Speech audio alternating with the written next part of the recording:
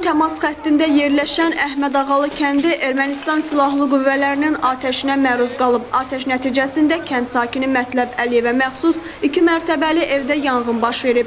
Yanğın zamanı sakinlər də evdə olub. Hadisə axşam saatlarında baş verib. Kənd sakinlərinin sözlərinə görə qarşı tərəf əsasən yandırıcı güllələrdən istifadə edib. Atılan güllələrdən biri evin dam örtüyünə düşüb. Biz evdən baxdıq ki, alışıb yanır, çığırtı, arvad, uşaq hamısı başladı çığırışmağa ki, falan kəsin evi yandı. Mən rayona xəbər verdim.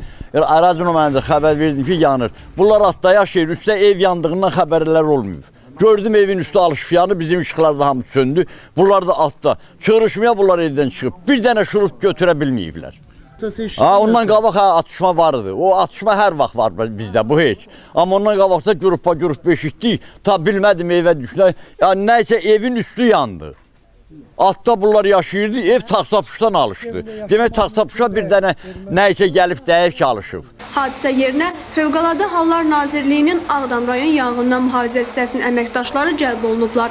Alovun qonşu evlərə keçməsinin qarşısı alınıb. Yalçın Quliyevə məxsus 7 otaqlı 338 kvadrat metrlik evin isə 318 kvadrat metri əşyaları ilə birgə tamamilə yanıb. Şahilə Bayramlı, Şamxal Cəlloğlu, Səs TV, Ağdam.